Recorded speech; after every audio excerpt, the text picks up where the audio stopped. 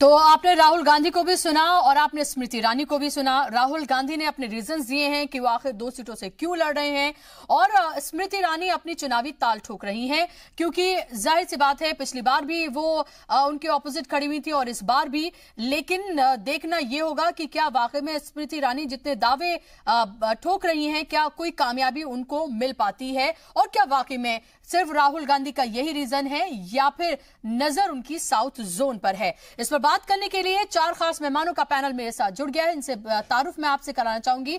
मेरे साथ घनेंद्र भारद्वाज साहब मौजूद हैं, कांग्रेस के लीडर हैं। इसके साथ ही निकत अब्बास बीजेपी के लीडर मेरे साथ मौजूद हैं। अनिल मिश्रा साहब सीनियर जर्नलिस्ट के तौर पर मेरे साथ मौजूद हैं, और अर्पित गुप्ता पॉलिटिकल एनालिस्ट के तौर पर मेरे साथ जुड़ गए हैं। आप तमाम मेहमानों का बहुत बहुत इस्तकबाल है। शुरुआत मैं आपसे करना चाहूंगी घनेंद्र भारद्वाज जी, क्या रीजन है कि राहुल गांधी इस बार 2 सीटों से लड़ रहे हैं? क्या डर गए हैं? देखिए बुशरा जी, भी आपने राहुल गांधी जी की स्टेटमेंट खुद दिखाई थी तो आपने भी सुन लिया होगा, लेकिन मैं फिर से रिपीट कर देता हूं। राहुल गांधी जी ने एक मैसेज दिया है कि कांग्रेस पार्टी देश के तमाम उन व्यक्तियों के साथ खड़ी है जो लोग संविधान में विश्वास रखते हैं, जो लोकतंत्र में विश्वास रखते हैं, और कांग्रेस ये देना चाहती है मैसेज कि हम देश के तमाम शोषित वर्ग के साथ, नौजवान के साथ, किसान के साथ, महिला के साथ, इस बार ऐसा क्या खास हो गया? सबके पिछली बार साथ क्यों खड़े। नहीं थे?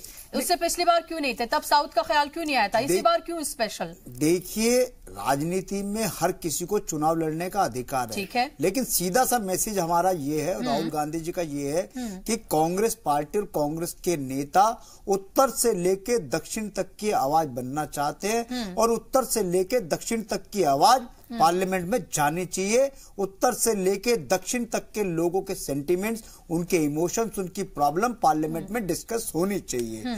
और राहुल गांधी जी ने बड़ा अच्छा मैसेज दिया है, और आप देखना वायनाड में हिस्टोरिकल विन राहुल गांधी जी की होने जा रही है, और वायनाड की जनता ने आज जिस तरीके से राहुल गांधी जी का वेलकम करा है, पहली बार जो है वो चुनी गई है, पहली बार देखिए चुनी गई है। ये भी देखने वाली बात है, क्योंकि वहां पर ऐसा तो है नहीं कि इससे पहले वहां पर कांग्रेस जीती नहीं है, तो सेफ सीट बिल्कुल चुनी गई है, और ऐसा ये नहीं है कि कोई चैलेंज उन्होंने कोई एक्सेप्ट किया है। बुशरा जी, मैं वही कह रहा हूं कि पहली बार केरला के लोगों को ये सौभाग्य मिला है कि देश का प्रधानमंत्री केरला से आएगा, फर्स्ट टाइम हिस्ट्री में। और केरला तो आपने रिजल्ट पहले से ही डिक्लेयर कर दिया। बिल्कुल बिल्कुल बिल्कुल। तो बुशरा जी, केरला के लोग ना सिर्फ वायनाड के, पूरे केरला में, पूरे दक्षिण भारत में राहुल गांधी जी के नाम का बहुत क्रेज है, और दक्षिण भारत को लग रहा है कि कहीं ना कहीं डेमोक्रेसी में जो उनका एक डिस्कनेक्ट हो गया था, कहीं ना कहीं दोबारा से लोकतंत्र में, डेमोक्रेसी में उनका कनेक्ट होगा। और निश्चित तौर पर जितना महत्वपूर्ण देश में नॉर्थ इंडिया, उतना साउथ इंडियन भी है, उतना ईस्टर्न इंडिया भी है, उतना नॉर्थ ईस्ट भी है, और तमाम रिप्रेजेंटेशन मिलना चाहिए, और बहुत अच्छे संकेत हैं। हम तो राहुल गांधी जी को बधाई देते हैं कि चुनावी रैली खत्म हो गई। निखत से बात कर लेती हूँ। निखत, मुझे बताइए कि आखिर आप लोगों को इतनी परेशानी क्यों है? क्योंकि अगर हम पिछली बार की बात करते हैं तो नरेंद्र मोदी खुद वाराणसी और वडोदरा से लड़े थे, अटल बिहारी वाजपेयी से लेकर आडवाणी, सब लोग 2 सीटों से बल्कि 3 सीटों तक से लड़े हैं। तब ये सवाल क्यों नहीं उठाया गया था? 2014 में ये सवाल क्यों नहीं उठाया था?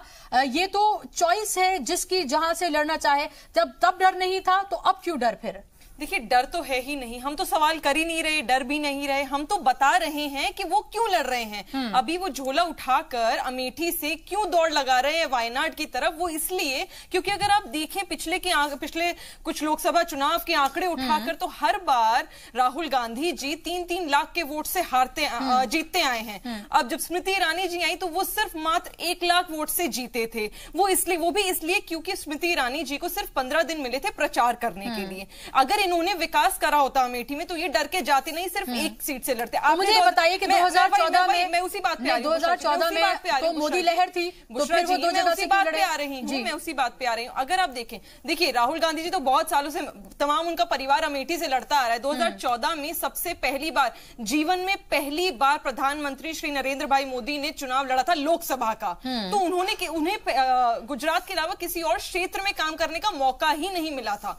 तो वो तो देख रहे थे कि हाँ भाई नहीं, तब तो मोदी लहर थी। देखिए ये कैसा लॉजिक है, तब तो मोदी लहर थी, वो जहां से खड़े हो जाते वहां से जीत जाते। देखिए मैं वही कह रही हूँ, मैं आज भी कह रही हूँ, इन पे हम सवाल नहीं उठा रहे। इन्होंने एक छोटी सी बात कही, ज्ञानेंद्र जी ने एक बात करी कि सौभाग्य है केरल की जनता का कि वहां से प्रधानमंत्री आएगा। मैं कहूंगी दुर्भाग्य है अमेठी की जनता का, जिन्होंने इतने साल, इतनी अपनी जिंदगी अमेठी ने दे दी है कांग्रेस की सरकार को, कांग्रेस की पार्टी को, राहुल गांधी जी को। विकास के नाम पे नील बटे शून्य रहे हैं वो लोग, और आज भी वही है। वायनाड की बात करते हैं, वायनाड में आपको याद होगा कि 2009 में कांग्रेस की पार्टी ने कितनी सीटें लाई थी, वो 13 सीटों से जीते थे। लोकप्रियता कैसे कम हुई? 2014 में सिर्फ 8 सीटों पे ये लोग सिमट गए। अब देखिए जिस प्रकार का ये लोग मैनिफेस्टो लाए हैं, जो देश हित में ही नहीं है। हिंदुस्तान की एक एक जनता जानती है कि ये लोग विकास काम नहीं कर पाएंगे, ये लोग सिर्फ इधर माइनॉरिटी की राजनीति कर रहे हैं। एक तो कर नहीं पाएंगे और दूसरी तरफ है कोई कर नहीं पाया। 5 साल को आप देखिए, आपको अपने भी वायनाड में 70% माइनॉरिटी है। क्यों ये माइनॉरिटी? ज्ञानेंद्र जी आपके बीच में नहीं बोली, आपने माइनॉरिटी की बात करी, होने दीजिए, आपके बीच में नहीं बोली, थोड़ा थोड़ा धीरज रखिए। ठीक है, 70% माइनॉरिटी है। हम भूल नहीं सकते किस प्रकार श्री मनमोहन सिंह जी ने ये बात कही थी। पहली बात तो मैं आपको ये करेक्ट कर दूं कि वायनाड सीट में सबसे ज्यादा हिंदूज हैं, दूसरे नंबर पर मुस्लिम्स आते हैं और तीसरे नंबर पर क्रिश्चियंस आते हैं। मुशरा जी, मेरे मुंह में आप शब्द डाल रही हैं। मैंने मुसलमान बोला, मैंने SC ST बोला, मैंने माइनॉरिटी बोला। मैंने किसी एक जाति या धर्म की बात नहीं करी, मैंने माइनॉरिटी की बात करी जो 70% है। और मनमोहन सिंह जी ने आपका वोट नहीं है, माइनॉरिटी आपका वोट नहीं है, नहीं आपका वोट नहीं है, माइनॉरिटीज आपका वोट नहीं है, आप उन्हें दरकिनार करते हैं, आप उन्हें साइडलाइन करते हैं। माइनॉरिटी की राजनीति कांग्रेस यही तो वजह है कि आपने, आप ये बताइए कि आप तो वहां फाइट में भी नहीं है, आपने तो सपोर्टेड कैंडिडेट वहां पर खड़ा किया है। आप इतने दिन से केरल में चाहे सबरीमाला से लेकर तमाम इश्यूज पर आप अपनी सियासत वहां पर चमका रहे हैं, उसके बावजूद भी आपने अपना कैंडिडेट न खड़ा करके, बल्कि एक जो हिंदूवादी एक तंजीम थे जो कट्टर हिंदूवादी वहां मानी जाती है, उसके एक कैंडिडेट को आप सपोर्ट कर रहे हैं। एनडीए के हैं ना, एनडीए के है ना। नहीं, आपका तो कैंडिडेट नहीं है ना, मतलब होता है आपका तो कैंडिडेट नहीं है ना। बुशरा जी, पार्टी बहुत बड़ी है, एनडीए भी साथ में है, सभी को मौका देना है ना, तो हमने एनडीए अलायंस से दिया, उसमें कौन सी बड़ी बात है? मैं वही पूछना चाहती हूँ। आप वायनाड, देखिए भारद्वाज जी बात पूरी होने दीजिए। भारद्वाज जी आप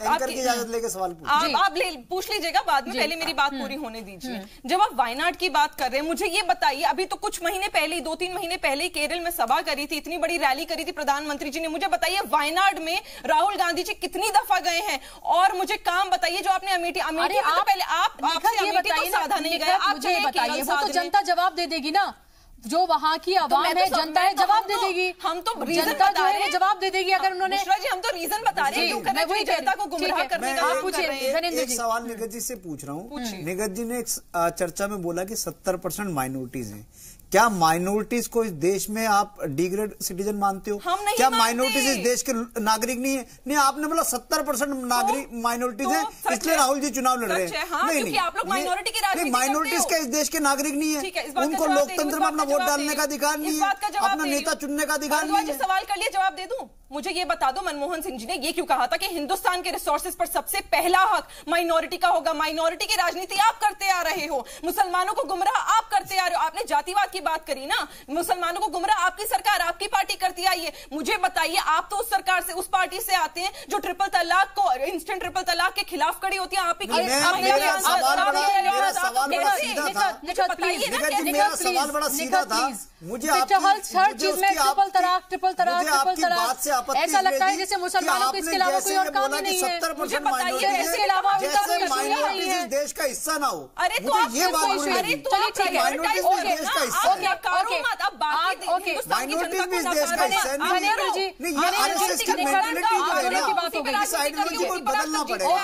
इस मेंटालिटी को थोड़ा बदलना पड़ेगा कि माइनॉरिटीज इस देश का हिस्सा नहीं है। आप ये बताओ, आप मैं आपके पास उनको, बाकी जनता को हिंदुस्तान की नकारो मत, हम बस ये कह रही हूँ कि माइनॉरिटीज इस देश का हिस्सा नहीं है। हमने कब कहा?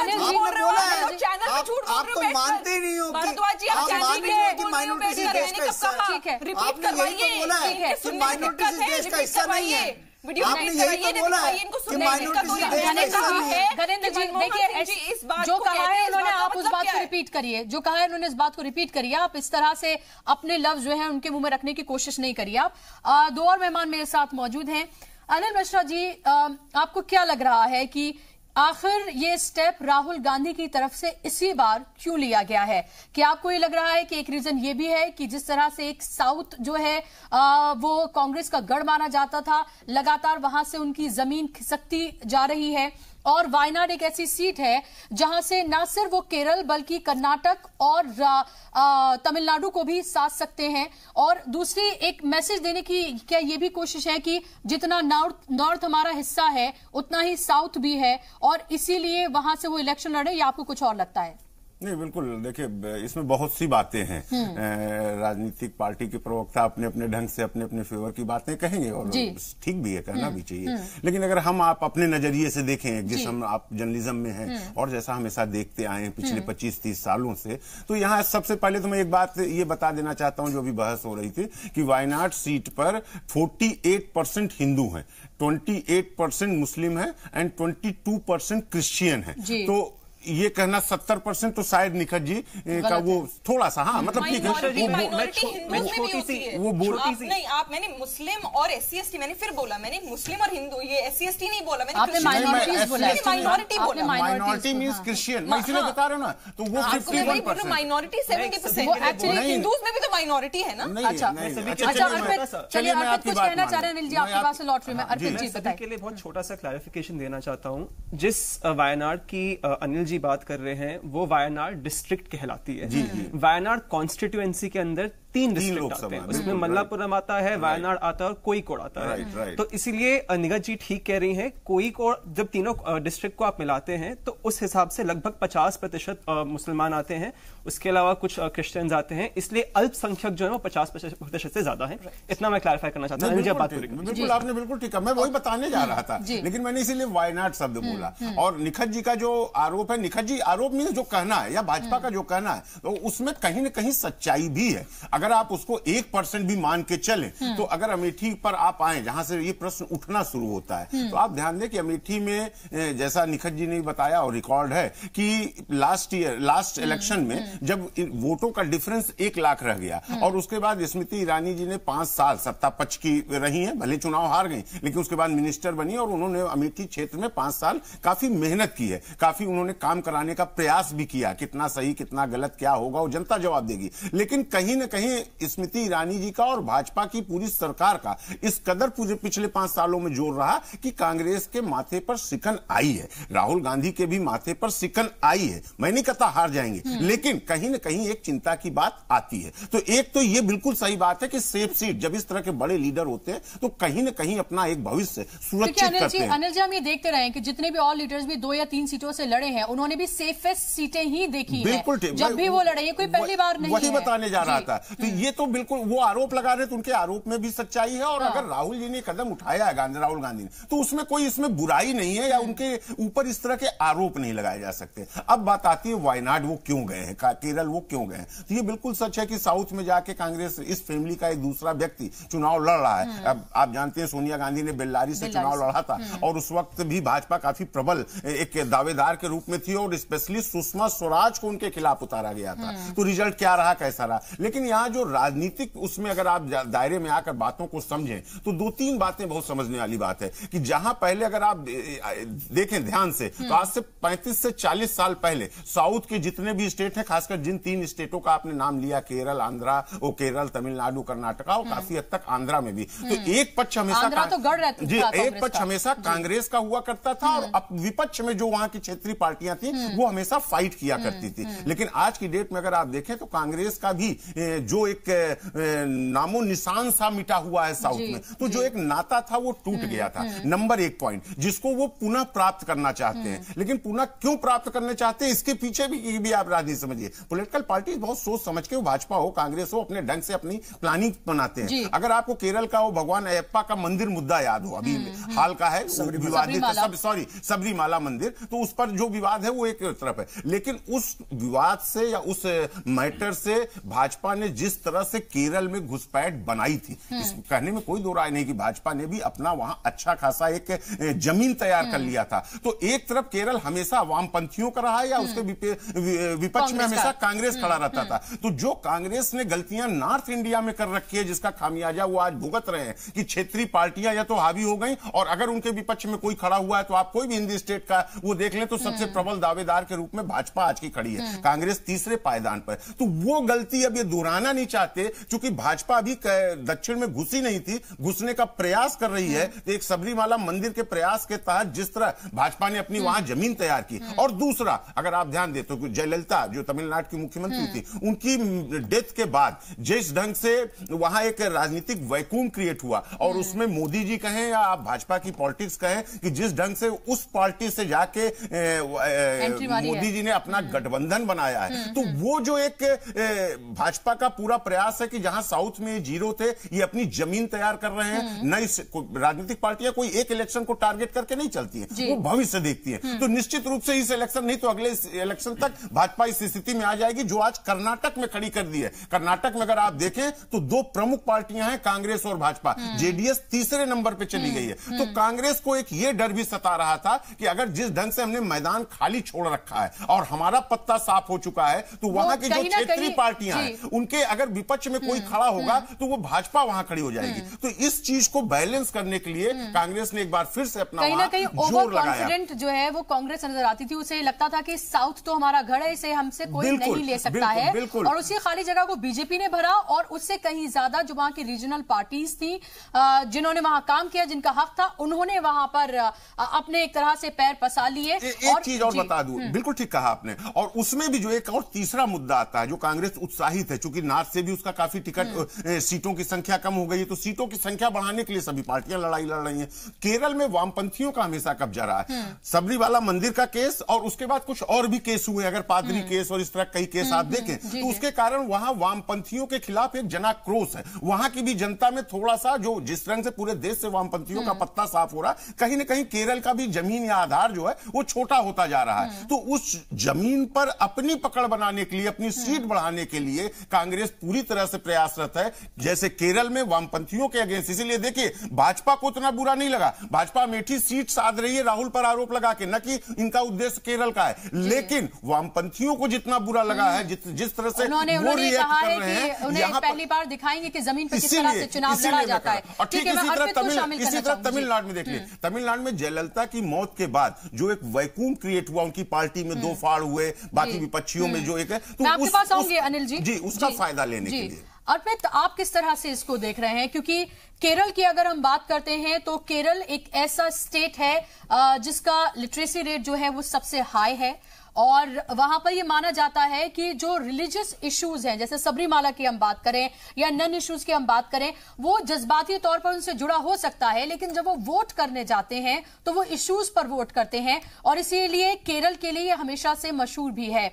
तो क्या आपको लग रहा है कि अगर हम बात करते हैं केरल की सबरीमाला इश्यू को लेकर हम बात करें तो कांग्रेस और बीजेपी लगभग एक ही उस पर थी? बीजेपी की अगर हम बात करें तो उन्होंने सीधे तौर पर एक तरह से अपोज किया था, लेकिन कांग्रेस भी फेवर में नहीं थी। तो क्या आपको लग रहा है कि ये तमाम इश्यूज किस तरह का रोल अदा कर सकते हैं फिलहाल? देखिए, सबसे पहले तो मैं कांग्रेस के प्रवक्ता को यहाँ पे बधाई देना चाहूंगा, क्योंकि उन्होंने कहा कि राहुल गांधी उनके प्राइम मिनिस्टर कैंडिडेट हैं। शायद पहली बार कांग्रेस के किसी प्रवक्ता ने बहुत स्पेसिफिकली साफ ढंग से बोला है कि राहुल गांधी एक्चुअली उनके प्राइम मिनिस्टर कैंडिडेट हैं। आते हैं वायनाड के इशू पे। देखिए, सबसे पहले तो मैं मिश्रा जी से थोड़ा सहमत नहीं हूं जब वो कहते हैं कि कांग्रेस ने फाइनली अलायंस की नीति समझ ली है। अलायंस की नीति आपको चुनाव के एक हफ्ते पहले नहीं याद आ सकती है। आप अगर नॉर्थ साउथ को ब्रिज करना चाहते हैं, ये सारी बातें एक हफ्ता पहले जब आती है तो इनसे एक राजनीतिक फायदा निकालने की बू आती है। सबसे पहली दिक्कत ये है। दूसरा, जैसा कि आपने कहा, केरला में क्योंकि लिटरेसी रेट बहुत हाई है, तो सबरीमाला और जो ये पादरी का केस हुआ था, हाँ। इन केसेस की कोई इतनी ज्यादा वैल्यू नहीं रहती है। दूसरी बात आप ये समझिए कि इसके फायदे अपने हो सकते हैं, लेकिन इसका नुकसान देखिए। जहां कांग्रेस सबसे पहले महागठबंधन की बात करती है, आज वहीं पे उन्होंने कम्युनिस्ट पार्टी को एलियनेट कर दिया। सीपीआई वाले रोज स्टेटमेंट दे रहे हैं कि अगर राहुल गांधी जी चाहते तो कर्नाटका से इलेक्शन लड़ सकते थे, अगर चाहते तो किसी और स्टेट से इलेक्शन लड़ सकते थे। ऊपर से राहुल गांधी जी ने आज स्टेटमेंट दिया है कि मैं सीपीआई के खिलाफ कुछ नहीं बोलूंगा अपने कैंपेन में। देखिए, बात ये नहीं कि आप बोलेंगे कि नहीं बोलेंगे। एक बार आप किसी सीट से खड़े हो रहे हैं चुनाव लड़ने के लिए, तो ये बड़ी ऑब्वियस सी बात है कि आप उस पार्टी के खिलाफ ही है ना, आप उस पार्टी के साथ तो नहीं जो अपना अलग से कैंडिडेट खड़ा कर रहे हैं। तो ये महागठबंधन की पूरी थ्योरी को फेल कर देता है, सबसे पहली बात। दूसरी बात, कांग्रेस अपने मैनिफेस्टो के साथ है तो उन्होंने बहुत साफ साफ बोला कि बीजेपी डिवाइसिव पॉलिटिक्स कर रही है, देश का बंटवारा करने पे लगी हुई है, पोलराइजेशन हो रहा है। आप मुझे एक बात बताइए, जब आप एक ऐसी कॉन्स्टिट्यूएंसी सेलेक्ट करते हैं जहां पे जैसा कि कहा गया कि अल्पसंख्यकों की संख्या बहुत ज्यादा है, तो उससे तो पूरे देश को यही संदेश जाएगा कि कांग्रेस माइनॉरिटी अपीजमेंट कर रही है, कि कांग्रेस ये डिवाइसिव पॉलिटिक्स खेलने पे लगी है। I disagree with you on this. हाँ जी, I disagree with you, क्योंकि आप ये सोचें कि माइनॉरिटीज भी इस कंट्री का उतना ही हिस्सा है जितना मेजॉरिटी है। बिल्कुल ठीक है, वो भी उतने ही सिटीजन है। और अगर किसी पार्टी के लीडर ने ऐसी कोई सीट चुनी है जहां पर, मैं ये नहीं कहूंगी, क्योंकि अगर हम वायनाड जिले की बात करते हैं तो वहां पर मेजॉरिटी में मुसलमान नहीं है, बल्कि मेजॉरिटी में हिंदूज हैं वहां पर, और सेकंड नंबर पर वहां पर मुसलमान आते हैं, थर्ड पर क्रिश्चियन आते हैं। एक ऐसा ऐसी जगह, एक ऐसा जिला हम देख रहे हैं जहां पर हम ये कह सकते हैं कि तीन बड़ी जो हमारे कंट्री में जो मजहब है उनके लोग वहां पर बड़ी तादाद में रहते हैं, एक अच्छी मिलीजुली पॉपुलेशन है। और अगर वहां से किसी पार्टी का लीडर अगर चुनकर आता है तो that does not mean that he is giving a message of Muslim appeasement. और आज हम चर्चा कर रहे हैं, राहुल गांधी ने फाइनली वायनाड से अपना नॉमिनेशन दाखिल कर दिया, रोड शो किया जिसमें बड़ी तादाद में भीड़ नजर आई। लग रहा था कि वेल प्लान तरीके से चीजों को किया गया है, क्योंकि न सिर्फ केरल से बल्कि वहां पर कर्नाटक और तमिलनाडु के लोग और जो उनके कार्यकर्ता थे, कारकुनान थे, वो भी वहां पर मौजूद थे और इसको एक बिग मेगा शो बनाने की कोशिश की गई। हालांकि वहां पर एक मिस हैपनिंग भी हो गई, एक वहां पर कुछ हिस्सा जो है जिसमें जा रहे थे वो गिर गया था, जिसमें कुछ जो जर्नलिस्ट है उनको वहां पर चोट तक आई है।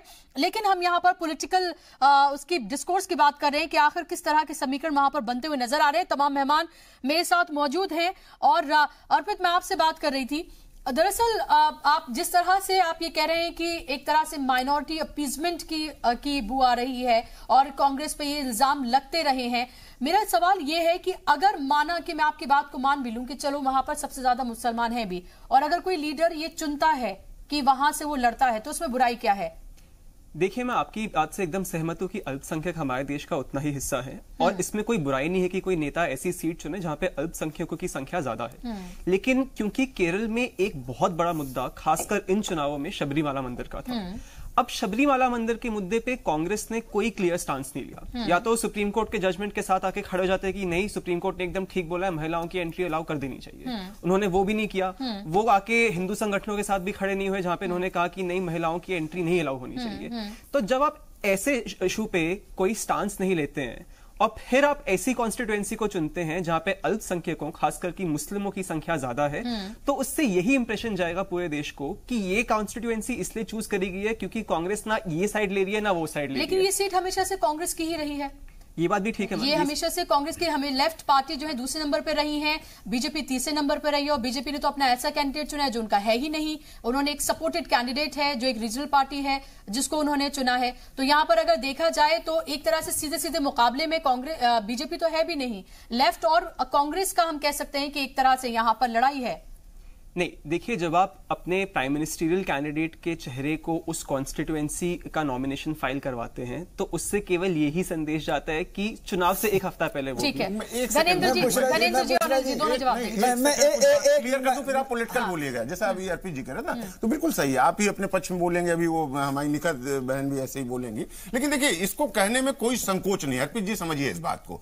कोई भी पार्टी का जब इस तरह अध्यक्ष या बड़ा नेता चुनाव लड़ता है, बातें बड़ी आदर्शवादी करता है, लेकिन आप कोई भी एक नेता बता दें जो असुरक्षित सीट पे चुनाव लड़ने गया। उदाहरण बताता हूं, मोदी की इतनी बड़ी लहर थी, बनारस से क्यों चुनाव लड़े, अलीगढ़ से क्यों नहीं लड़े? तो मतलब इसको ये बहस का मुद्दा नहीं, बिल्कुल सच है कि सबसे पहला वो अपना सेफ सीट देखता है कि खुद सुरक्षित हो जाए तो पूरे देश में वो एक अपना प्रचार करें। दूसरा, यहां पर मैं आपको बता दूं, शायद थोड़ा सा आप असहमत हो मेरी बात से, जो कांग्रेस पर आपने कहा कि वो बीजेपी ने जो स्टैंड लिया था, कांग्रेस के ऊपर यही एक सबसे बड़ा आरोप लगता है कि सुप्रीम कोर्ट के डिसीजन खिलाफ कांग्रेस पहली बार बार वहां इस तरह खड़ी हुई बीजेपी के स्टैंड के साथ, वहां पर पूरी कांग्रेस, केरल कांग्रेस ने कम्युनिस्ट का और कम्युनिस्ट सरकार का विरोध करते हुए उस सबरीमाला मैटर पर भाजपा का साथ दिया था, यहां तक कि पूरा केरल बंद कराया था। ये जो राजनीति हो रही, मैं आपको ये बस समझाना चाह रहा हूं, इसीलिए ये वहां गए हैं कि भाजपा ने जो सबरीमाला मंदिर पर अपना एक जमीन तैयार कर लिया था, क्योंकि वहां हिंदुओं की संख्या बहुत ज्यादा है। ये केवल वायनाड सीट की लड़ाई नहीं है, इसको समझिए,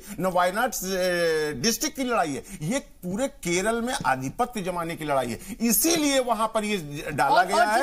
और दूसरा बता दूं, प्रश्न ये उठता है, जैसा अभी भाजपा ने भी आरोप लगाया या लोग लगाते हैं कि वो कर्नाटक से क्यों नहीं लड़ लिए या तमिलनाडु से, 3 स्टेट का कहा जाए। देखिए, कर्नाटक में उन्होंने जेडीएस ढूंढ लिया है, जो वहां की क्षेत्रीय पार्टी है, उससे अलायंस करके अपनी मजबूती पा चुके हैं। बात आती है तमिलनाडु की। तमिलनाडु में अगर आप ध्यान दें तो जो, अगर आपको याद हो, राजीव गांधी हत्या, और वो हत्या किस कारण से हुई, किसने कराई और वहां किसका समुदाय हावी है, वो जो एक इनके ऊपर आप कह लें कि एक ब्लेम है या जो विरोध की भावना है, वो अभी दूर नहीं हो पाई है। इसीलिए केरल से एक जगह ढूंढी गई है, इसको कहने में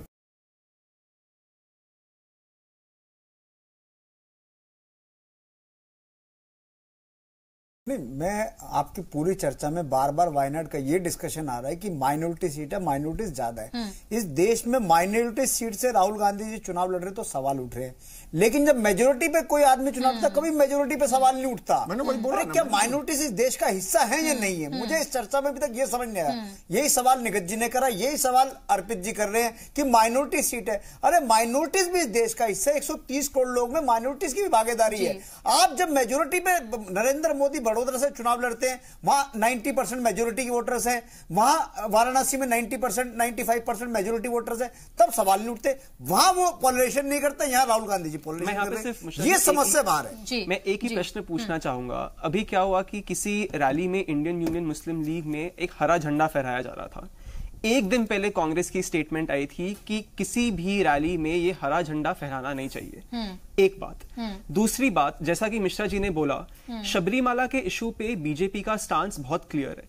कांग्रेस भी आके ऐसा स्टांस ले लेना, एक जब आप स्टांस नहीं लेते हैं और फिर चुनाव से एक हफ्ता पहले कोई सीट चुनते हैं जहां के डेमोग्राफिक्स बहुत मैटर कर जाते हैं।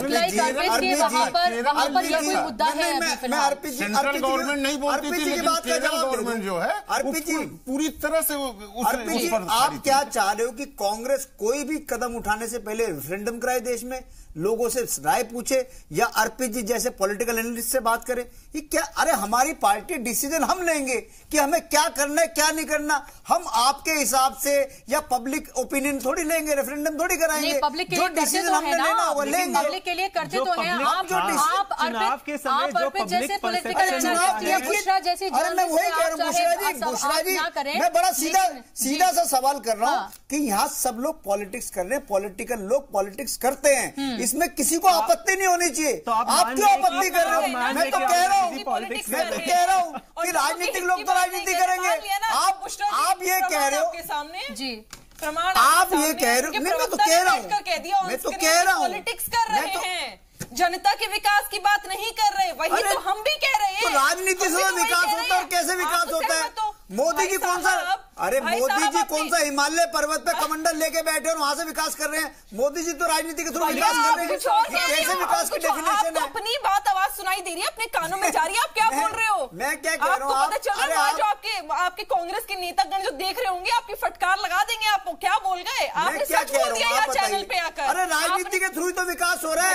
मोदी जी कौन सा हिमालय पर्वत में सन्यासी बैठ के विकास कर रहे हैं? वो भी सांसद का चुनाव लड़ते हैं, प्रधानमंत्री बनते हैं, फिर विकास की बात करते हैं। चलिए, आप कैसी बातें कर रहे हैं? This is not a topic of discussion.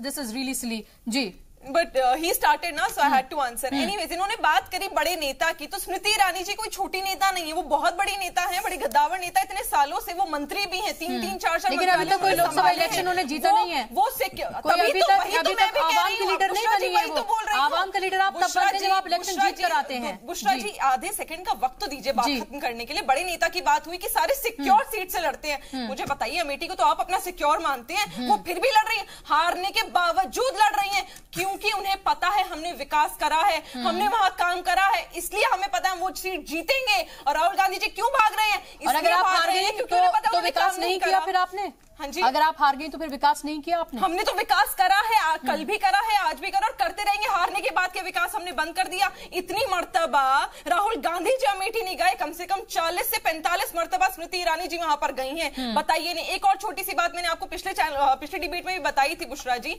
जब 2014 का चुनाव हुआ था ना, जब चुनाव के समय स्वर्गीय मनोहर पारिकर जी दौरे पे गए थे अमेठी में, घूम घूम के उन्होंने देखा कि कितने गांव ऐसे हैं जहां पर लोगों के पांव में चप्पल नहीं है। चुनाव के बाद, क्योंकि उससे पहले कर नहीं सकते थे, चुनाव के बाद उन्होंने चंदा इकट्ठा करके 25,000 चप्पलें भेजी थी वहां पर। Cross question.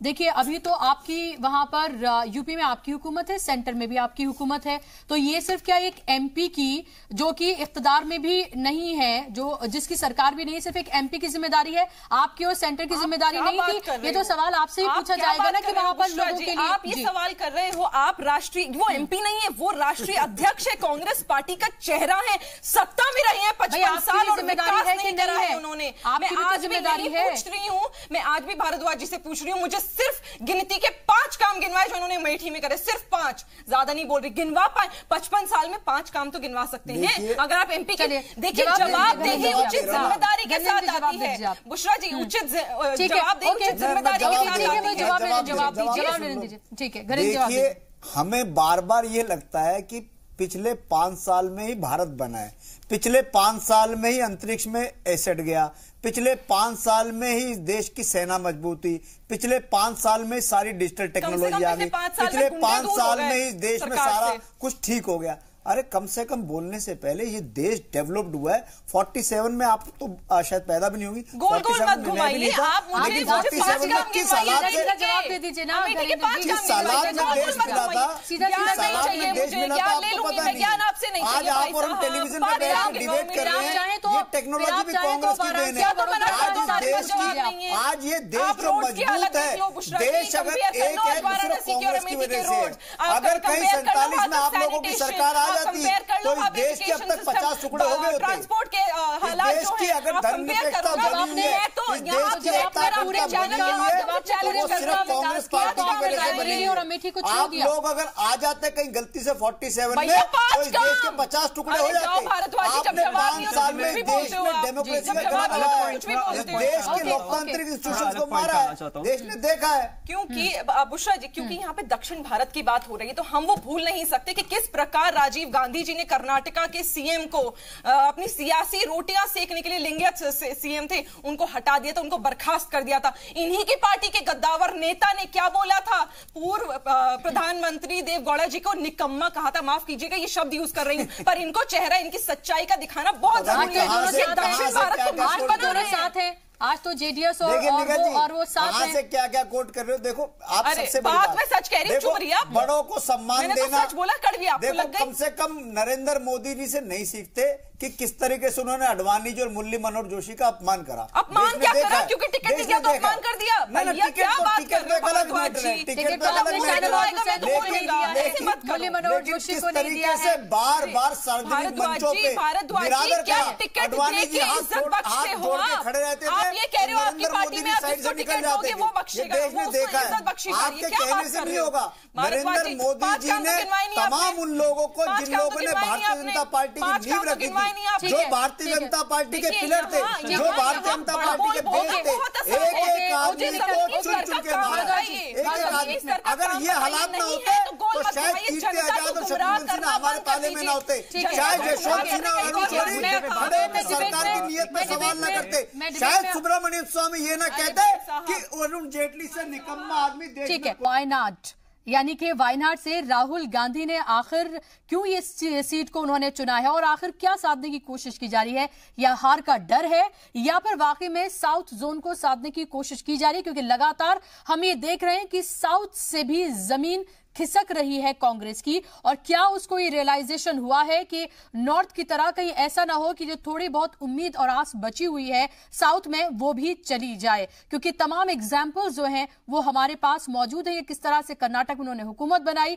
आंध्र प्रदेश में क्या हाल है, और इसके साथ ही तमिलनाडु में क्या हाल है, और केरल में क्या हाल है, ये सब वाकिफ है। मेरे साथ तमाम मेहमान बने हुए हैं। अर्पित, मैं आपके पास आना चाहूंगी। क्या ये आपको लग रहा है कि जब हम लगातार अगर अमेठी की हम बात करते हैं तो जो एक गैप होता है सेकंड और फर्स्ट नंबर का, वो लगातार घटता जा रहा है। जितनी सीटों से जीता करते थे राहुल गांधी, अब हम ये देख रहे हैं कि उतने तो उनको वोट्स आते हैं, जितने वोटों से वो जीता करते थे उतने वोट्स अब उनको आते हैं।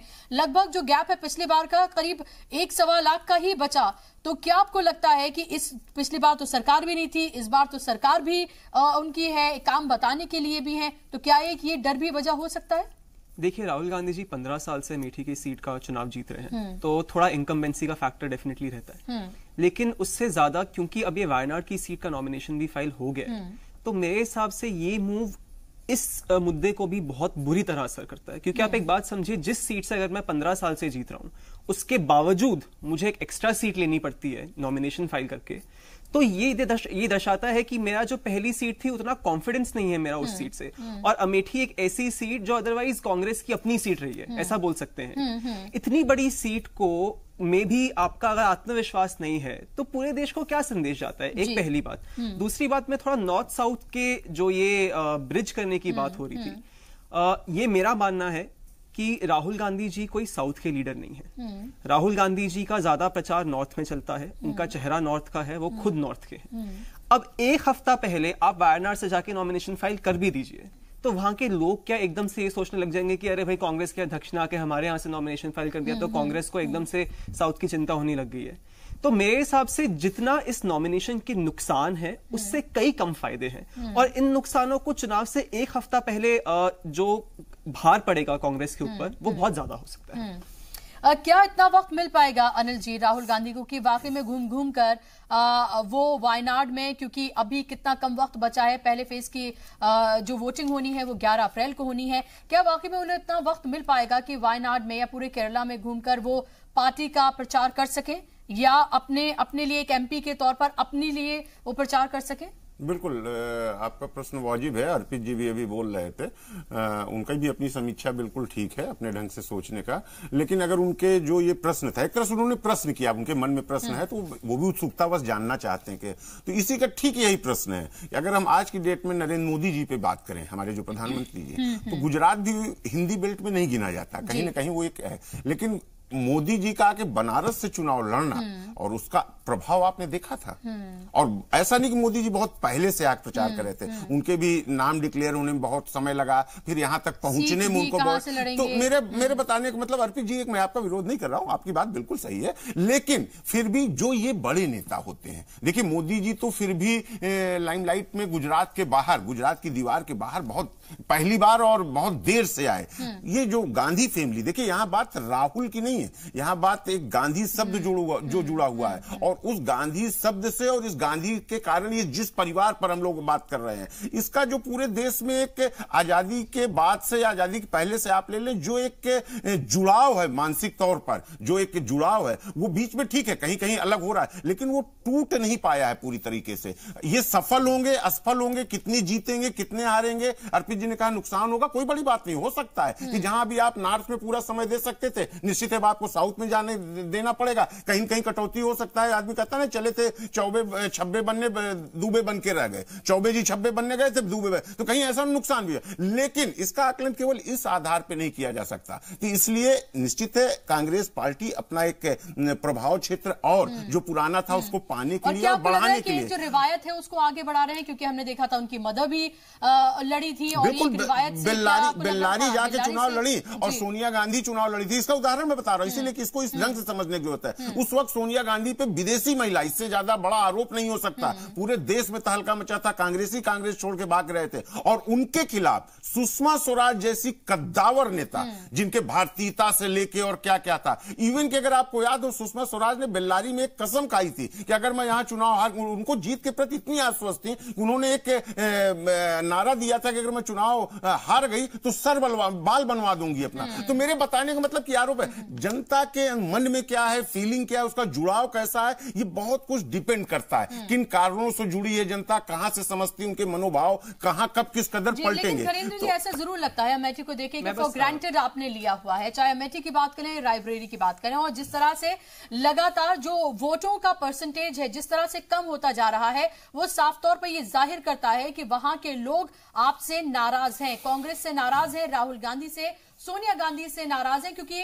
तमाम पार्टीज के बड़े लीडर्स का ये रहा है कि जिस रिवायती सीट से वो लड़ते आते हैं उसे एक तरह से अपनी जागीर समझने लगते हैं। बुशरा जी, दोनों चीजों में फर्क है। पहली बात तो कोई भी पॉलिटिकल आदमी किसी भी चीज को गारंटेड नहीं लेता। हाँ। दूसरी बात, आपने अमेठी रायबरेली की बात करी। अमेठी रायबरेली जो है गांधी परिवार की तरह है। एक एक परिवार, उस परिवार से इतनी नाइंसाफी। ना, एक एक परिवार जो है गांधी फैमिली को अपने परिवार की तरह मानते हैं। आप जाके देखिए ना, जो अमेठी रायबरेली नहीं गया उसका परसेप्शन कुछ और हो सकता है। अच्छा, तो मुझे बता दीजिए, जो अमेठी रायबरेली गया, मैं बता रहा हूँ, गणेश जी, लेकिन मेरी बात तो सुन लीजिए। फिर इतने वोट जो हैं, 3 लाख से ज्यादा वोट फिर क्यों मिले? सुन लीजिए, मैं क्या कह रहा हूँ, आप अमेठी रायबरेली जाइए, वहां पे जब आप जाएंगे तो एक एक घर में, एक एक परिवार में इंदिरा जी की, संजय गांधी जी की, राजीव गांधी जी की फोटो आपको मिलेगी।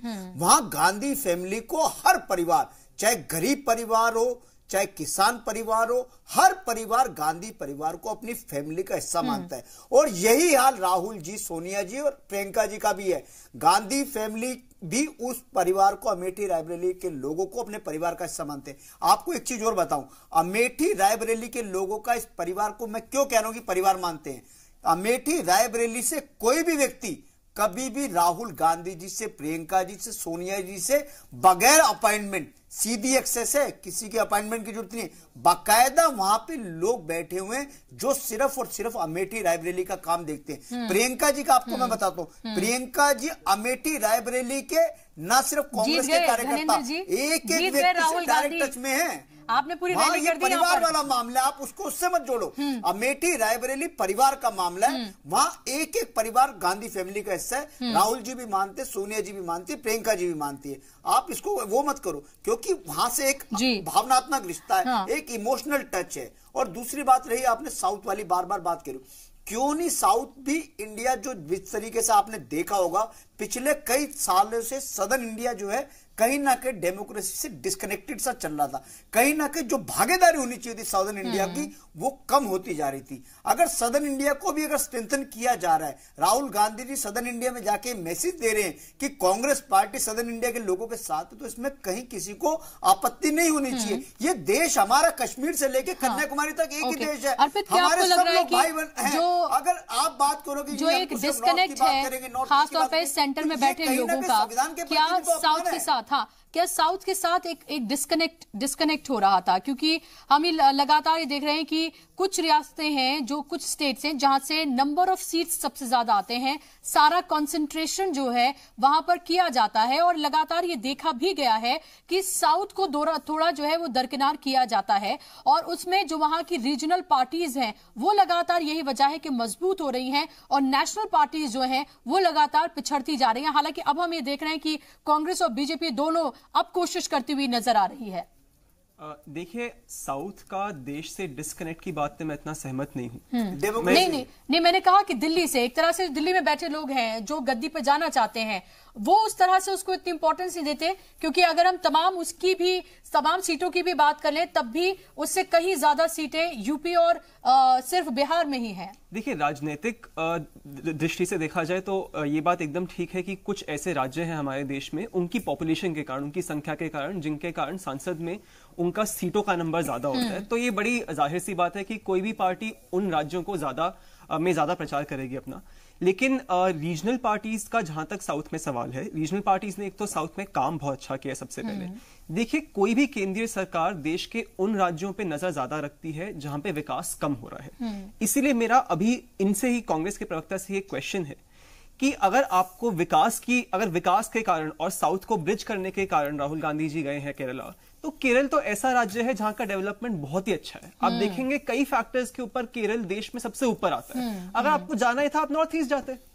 कांग्रेस के मैनिफेस्टो में एक पूरा सेक्शन है नॉर्थ ईस्ट के डिमांड्स के ऊपर। उन्होंने कहा है कि हम नॉर्थ ईस्ट के लिए ये कमेटी बनाएंगे, ऐसे ग्रांट्स देंगे, तो उस क्षेत्र से कॉन्टेस्ट करते। तो इसलिए मैं ये नहीं मानता हूं कि ये कोई तरीका है जिससे साउथ को एकदम से देश के लोकतंत्र के साथ जोड़ा जा सकता है। इस बात का जवाब दे दूं। जी, राहुल गांधी जी को देश के तमाम राज्यों से रिक्वेस्ट आई थी। नॉर्थ ईस्ट से भी आई थी, सदर्न स्टेट से भी आई थी, तमिलनाडु से भी आई थी, कर्नाटका से भी आई थी, और उत्तर भारत के भी कई राज्यों से आई थी कि आप यहां से चुनाव लड़ो। लेकिन देश का संविधान कहता है कि आप 2 से ज्यादा सीटों से चुनाव नहीं लड़ सकते। ठीक बात। तो राहुल जी ने सदर्न एक स्टेट में, एक सदर्न स्टेट से लड़ रहे हैं, एक नॉर्थ इंडिया से लड़ रहे हैं, और इसमें किसी को आपत्ति नहीं होनी चाहिए। और नॉर्थ ईस्ट के जो आप बात कर रहे हो, नॉर्थ ईस्ट के डेवलपमेंट की सबसे पहले अगर सुध किसी ने ली थी तो हमारी सरकार ने ली थी। हमने बाकायदा नॉर्थ ईस्ट के लिए एक डिपार्टमेंट बनाया था, एक मिनिस्ट्री हमने बिल्डअप करी थी, जिसका काम यह था कि सिर्फ नॉर्थ ईस्ट पे ही काम करना है। और एनडीए की सरकार आने के बाद, मोदी सरकार आने के बाद उस मिनिस्ट्री को बंद कर दिया गया। इसीलिए इतनी मैं सोच बता रहा हूं, सोच क्या है यहाँ। लड़ाई सिर्फ सोच की है, लड़ाई मोदी जी से नहीं है, लड़ाई भारतीय जनता पार्टी से नहीं है, लड़ाई उस सोच से है जो इस देश में डिवाइसिव पॉलिटिक्स करती है, जो इस देश को तोड़ना चाहती है। हमारी उस सोच से लड़ाई। और लेकिन ये डिवाइसिव पॉलिटिक्स नहीं है कि आप एक ऐसी सीट पे जाके प्रचार कर रहे हैं जहां पे पहले आप महागठबंधन की बात करते हैं, फिर अपने ही महागठबंधन के पार्टनर के अगेंस्ट खड़े हो जाते हैं। दूसरी बात आप बोलते हैं कि बार बार आप, फिर मैं आपको करेक्ट कर रहा हूं। अरे सीपीआई या सीपीएम कहीं महागठबंधन का हिस्सा नहीं है, कहीं यूपीए का अलायंस पार्टनर नहीं है। आप बार बार उसको कोट कर रहे हो। कहां से सीपीआई सीपीएम हमारे महागठबंधन का हिस्सा हो गया, कहां से यूपीए के अलायंस हो गए? कैसी बात कर रहे हो अर्पित जी? आप स्टडी तो करके आया करो। ना तो वो यूपीए के अलायंस पार्टनर है, ना महागठबंधन का हिस्सा है। कहीं पे भी यूपीए का ना तो अलायंस पार्टनर है, ना महागठबंधन का हिस्सा है। और बाद में भी कभी नहीं होगा। तभी हमने देखा था कर्नाटक में, जब एक साथ सब आप लोग खड़े हुए थे, जो तस्वीर हमने देखी थी जब कर्नाटक और कांग्रेस और जेडीएस ने हुकूमत बनाई थी, तब वहां पर सीपीआई सीपीएम नहीं मौजूद थे, सब एक साथ दल मौजूद थे। और आप ये कहते हैं कि बाद में भी कभी उनके साथ नहीं करेंगे। दोनों चीजों में फर्क है। वहां कर्नाटक में जेडीएस के मुख्यमंत्री शपथ ले रहे थे, उन्होंने अरविंद केजरीवाल को बुलाया था, प्रकाश करात को बुलाया था। अरविंद केजरीवाल से तो दिल्ली में आपकी तमाम बातें चल रही हैं। आज हाँ कर दिया, आज कल कर दिया। चलिए, बहुत बहुत शुक्रिया आप तमाम मेहमानों का, बहुत बहुत शुक्रिया। माफ कीजिएगा, वक्त की कमी है। बहुत शुक्रिया आप सबका आने के लिए। देखना ये होगा कि राहुल गांधी को कहां से हार मिलती है और कहां से जीत मिलती है, या दोनों सीटों से हार या जीत मिलती है, ये आने वाला वक्त ही बताएगा। और ये भी देखना बेहद अहम होगा कि वायनाड से लड़ने के बाद क्या वाकई में वो कमाल वो कर पाएंगे जो पूरे साउथ जोन को वो एक तरह से हैंडल करने की कोशिश करें। आने वाला वक्त बताएगा। शुक्रिया।